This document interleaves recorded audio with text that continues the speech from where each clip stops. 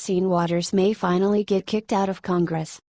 Conservative Latino Omar Navarro, 28, has had it enough with politicians who led our country to fall apart. He has already seen how the Democrats are neglecting the important stuff in our country. As a result, the young man decided to challenge Representative Maxine Waters for her seat in the 2018 elections. Navarro has already launched a campaign in order to get supporters. In an interview with Breitbart, Navarro said, "When I realized Maxine Waters was my representative, I said, wow, this person is representing me. How are people electing this person year after year? I started doing research and looking into her background, and I did not see one candidate running a legitimate campaign against her in 27 years. Nobody ran against Waters in 27 years. Wow, that's a really long time. It's time for a change." Navarro also told Breitbart, "I want to make a difference in my community. I want to impact my community. I am tired of all these politicians not doing anything for us. They're not changing anything. I want to be that person." This isn't the first time Navarro goes against Waters. A few months ago, he gathered protesters in front of her house and they all yelled, "Impeach Maxine." Navarro lives in Southern California and he knows the region and its people. This is significant for his run in the 43rd District, which includes parts of South Central LA, Westchester. Navarro's campaign will focus on business and economic growth. He will try to create more jobs and fight against homelessness. His views on illegal immigrations are similar to Trump's views. Both of them are favoring legal immigration. Navarro will also attempt to provide better care and treatment for the veterans.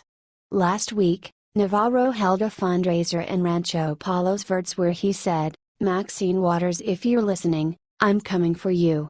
You better watch out, Maxine. You will lose the next elections to this young."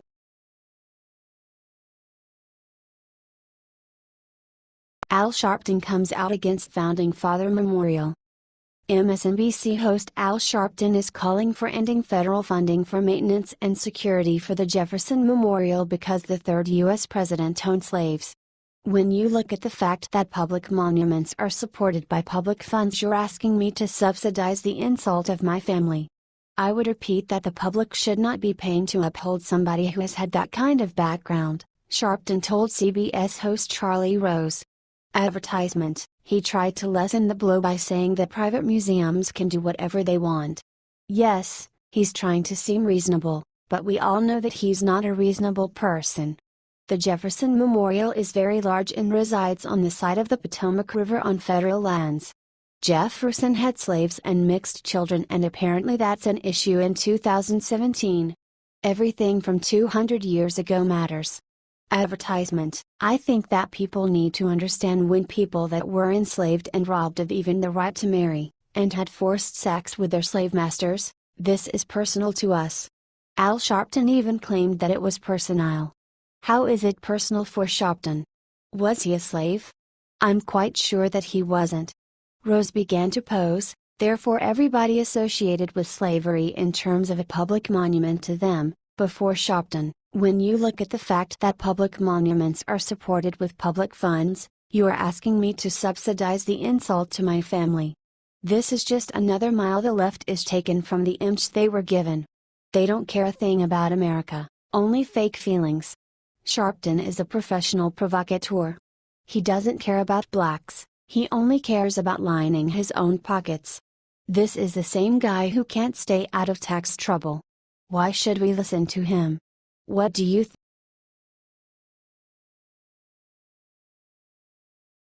Liberals demand New York Museum take down a statue. Social justice warriors are never happy. They always find some way to be fake outraged. They demanded the removal of statues of Confederate figures.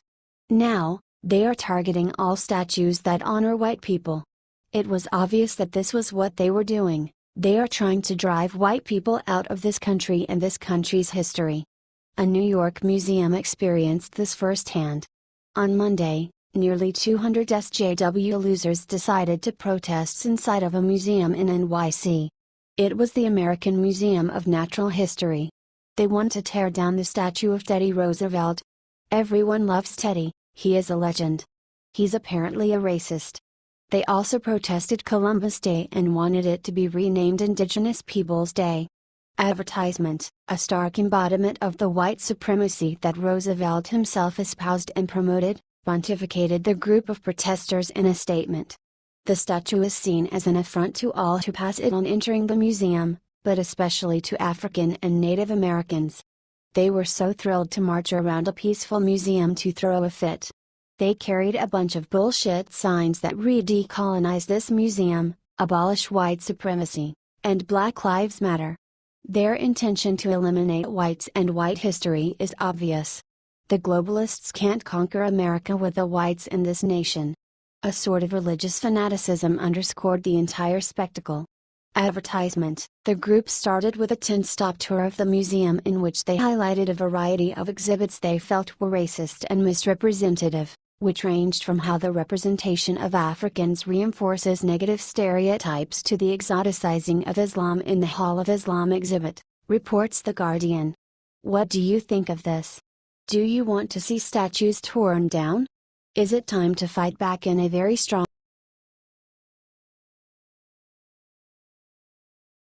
Breaking President Trump steps in to protect Confederate monuments from Antifa thugs. The liberals are determined to destroy our history. During the weekend, they wanted to destroy the Robert E. Lee Monument in Charlottesville. Although the patriots tried to stop them from erasing our history, the mainstream media shows them in a negative light. According to Silence is Consent, as far as our sources show, the majority of alt-right protesters were peaceful. They were intimidating, yes, but that's because when you're up against Antifa thugs you have to be. The alt-right understood that if the statue of Robert E. Lee was destroyed, then no other monument would be safe. Although the patriots were protesting peacefully, the liberals went extremely violent. They don't know what peacefully means and their pattern is violence. If you don't recall, in Berkeley, and it's beginning to become a pattern with them. They attacked the alt-right fascists with sticks, stones, and other weapons. The alt-right fought back and the media has shown only that side of the story, claiming they were responsible for all the violence. The liberals want to tear down every monument. They started in Durham, North Carolina, by wrapping a rope around a monument of a Confederate soldier. After they tore it down, they were cheering. The same thing happened in Baltimore when Mayor Catherine Pugh secretly removed 4 national monuments overnight. According to Silence is Consent, with governors such as Terry McAuliffe coming out and pushing for the removal of Confederate monuments, it seemed that all hope was lost, until Donald Trump stepped in. Time and time again, President Trump has shown us that he truly does care about the patriots who elected him into office. And he doesn't care about what anyone else thinks. President Trump will not let the radical Muslims and crazy liberals to destroy our country. He even ordered the Interior Department to safeguard these memoirs. According to Daily Caller, the Interior Department won't be removing monuments to Confederate soldiers at national battlefields that are an important part of our country's history, according to a spokesman. The National Park Service is committed to safeguarding these memorials while simultaneously educating visitors holistically and objectively about the actions, motivations and causes of the soldiers and states they commemorate, spokesman Jeremy Barnum told E&E News. This statement came after one woman was killed during the Charlottesville rally when a man drove into the crowd of counter-protesters. The liberals are doing everything they can to destroy our country and erase our history. Thankfully, the patriots who want to save our culture and heritage.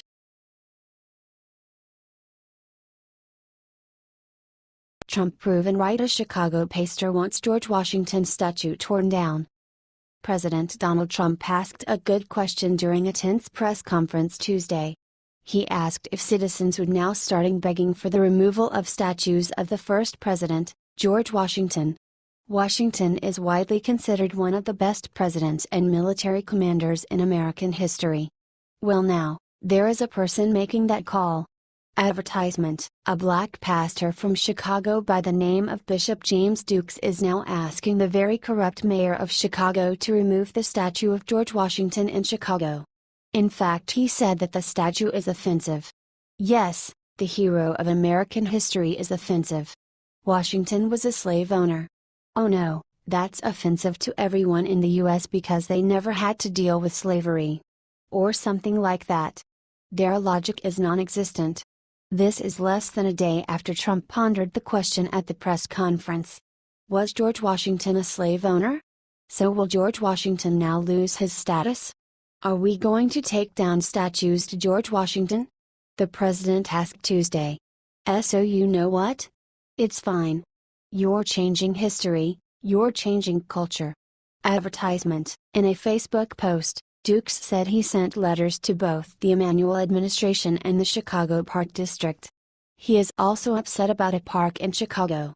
It sports the name of one of the other greatest president in history, Andrew Jackson. He owned slaves, so that erases all of his accomplishments. Seriously, who gives a shit? History doesn't care about people's feelings. Dukes said it would be okay to maintain the Washington and Jackson Park names if they were reclassified in honor of former Chicago Mayor Harold Washington and the Reverend Jesse Jackson or Michael Jackson, respectively. Yes, he's talking about race-baiting seat-warmer Jesse Jackson and a pop singer from the 80s. Also, Harold Washington was a radical. He's just trying to turn white history black. It's that simple. What do you think about President Donald Trump being a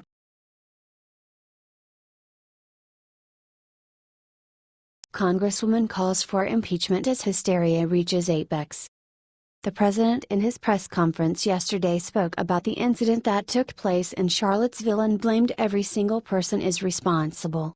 Liberals and the mainstream media ignored his words and continued blaming him for being responsible and being a fan of the white supremacists. Where did they hear the president defend the KKK and neo-Nazis? They made this up because they are good for inventing lies. Now, due to what happened in Virginia, a dumb lawmaker is calling for the removal of President Trump from office. Faith Family America reports that Gwen Moore, DUIS, says President made an egregious error when he condemned the neo-Nazis involved in a deadly riot in Charlottesville centered around the removal of a Confederate General Robert E. Lee statue. He blamed other violent individuals for the violence, too.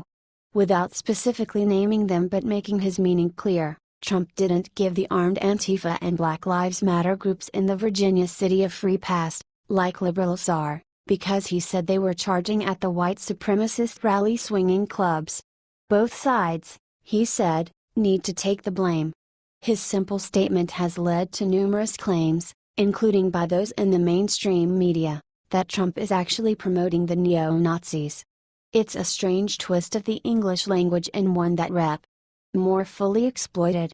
Also on Tuesday, former presidential candidate and longtime Trump critic Mitt Romney responded to the president's latest words about both sides in the riot being to blame by tweeting, "No, not the same. One side is racist, bigoted, Nazi. The other opposes racism and bigotry. Morally different universes." Romney continues Faith Family America may have been referring to the peaceful supporters of the Lee statue's removal, who along with peaceful protesters of the removal, were caught up in the violent clash between neo-Nazis and left-wing agitators. But his statement ended up covering the armed Antifa and Black Lives Matter members who were present, absolving them of any blame. This hunt and nonsense must come to an end. The president is the least to blame for the horror that took over the weekend. This is just another simple story by the liberals to take him down. Do not believe them. This time is not even near the end. His time just started. Their desperate wish to remove him once again will not become real.